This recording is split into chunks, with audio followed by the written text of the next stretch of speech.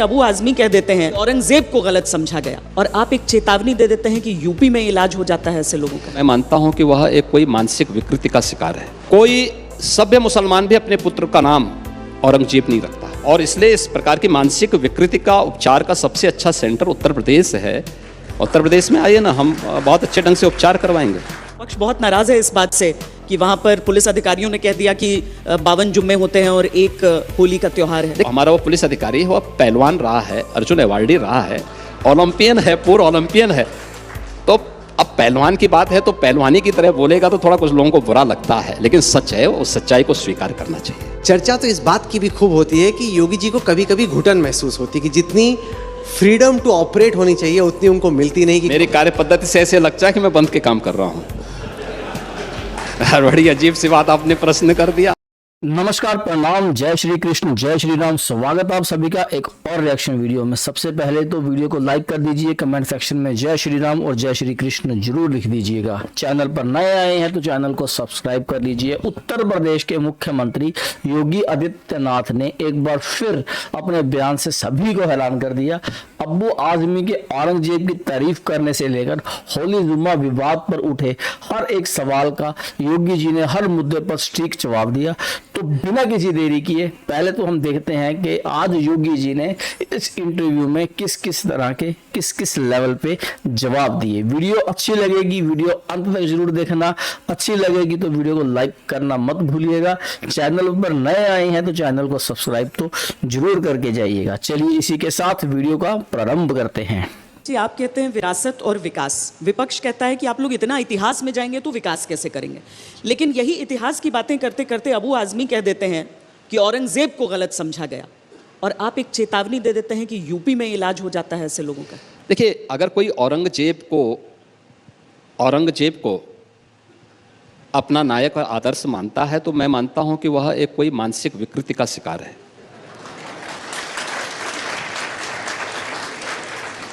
देखिए, एक शुद्ध बुद्धि वाला व्यक्ति औरंगजेब को किस मायने में आप एक नायक के रूप में प्रस्तुत करना चाहते हैं?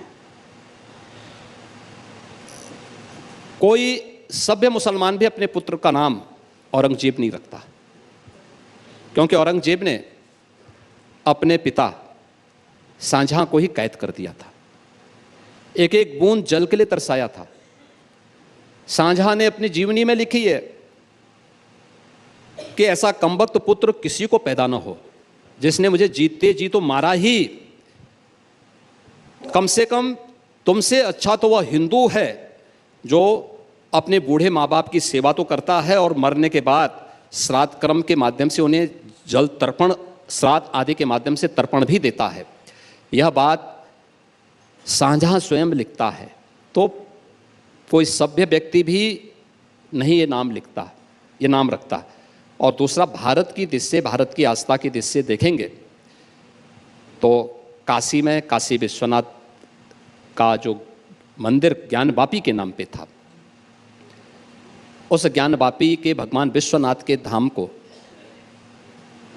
इसी औरंगजेब ने तुड़वाया था। मथुरा में श्री कृष्ण जन्मभूमि के मंदिर को इसी ने तुड़वाया था। हजारों मंदिरों को तोड़वाया था। भारत की आस्था के साथ ये व्यक्ति खिलवाड़ किया था। हिंदुओं पे जजिया कर लगाया था।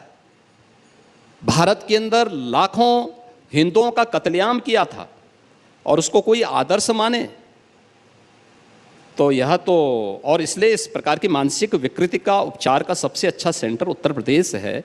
उत्तर प्रदेश में आइए ना, हम बहुत अच्छे ढंग से उपचार करवाएंगे।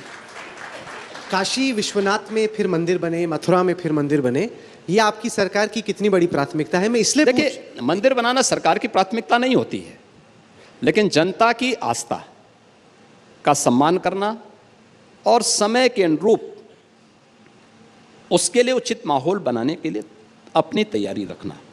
पक्ष बहुत नाराज है इस बात से कि वहां पर पुलिस अधिकारियों ने कह दिया कि 52 जुम्मे होते हैं और एक होली का त्योहार है। देखिए, होली के अवसर पर मुझे लगता है एक दूसरे की भावनाओं का सम्मान होना चाहिए और स्वाभाविक रूप से जुमे की नमाज हर शुक्रवार के दिन होती है, होली वर्ष में एक बार होती है।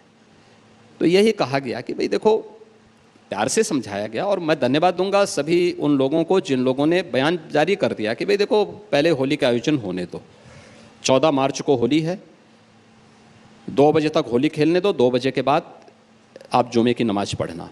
और बहुत सारे मुस्लिम धर्मगुरुओं ने भी इसके बारे में इस प्रकार के पहले से उन्होंने आह्वान भी किया, अपील भी करती है कि हम लोग इसको मानेंगे, क्योंकि होली साल में एक बार में पड़ती है और जुमे की नमाज तो हर सप्ताह पढ़नी है। स्थगित भी हो सकती है, कोई बाध्यकारी तो है नहीं कि होना ही होना है। लेकिन अगर कोई व्यक्ति पढ़ना ही चाहता है तो अपने घर में पढ़ सकता है, आवश्यक नहीं कि वह व्यक्ति मस्जिद में ही जाए।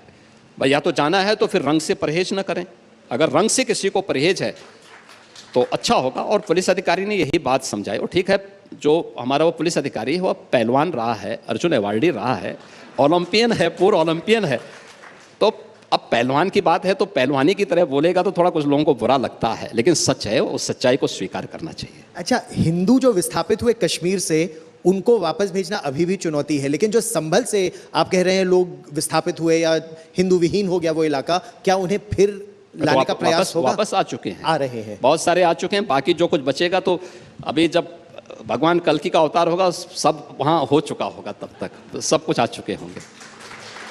योगी जी, आप यहाँ दिल्ली में इंडिया टुडे कॉन्क्लेव में आए हैं। यहाँ पे हम कोशिश करते हैं कि बात बेबाकी से हो। कई सारी चीज़ें कैमरे पे होती हैं, कुछ चीज़ें राजनीति में परछाइयों में होती हैं। और अब मैं सोच रहा हूँ कि कैसे पूछूं कि पूछ भी दो और फिर भी कोई तकलीफ ना हो। लेकिन सवाल ये कि बहुत चर्चा राजनीतिक गलियारों में, दिल्ली में, लखनऊ में चलती है कि महाराज का दिल्ली से इक्वेशन कभी कभी फुल ठीक नहीं रहता, वहाँ पे कुछ ना कुछ अड़चन आती रहती है। हर आदमी की अपनी टिप्पणी है, वो देखेंगे सवाल और अपना सोचेंगे। मैं आपसे जानना चाहता हूं, उत्तर प्रदेश के मुख्यमंत्री के तौर पे ये जो अटकलों का बाजार गर्म रहता है कि महाराज का दिल्ली से कभी कभी इक्वेशन में कुछ गड़बड़ रहती है, उस सवाल का जवाब आप कैसे देना चाहते हैं? भाई मैं तो एक योगी हूं, मेरा इक्वेशन किसी से खराब क्यों होगा? प्रधानमंत्री जी हमारे नेता हैं, अपने राष्ट्रीय अध्यक्ष जी या राष्ट्रीय नेतृत्व का सम्मान करना मेरा धर्म है और वह हम लोग पूरी प्रतिबद्धता के साथ करते हैं। देखिए, जब मैंने संन्यास लिया था तब भी लोगों ने ऐसी बात कही थी, तब भी लोग कहते थे, ढेर सारी टिप्पणी करते थे, बहुत सारी बातें करते थे। अगर हम इन अफवाहों के उसमें पड़े तो फिर कुछ नहीं कर पाएंगे।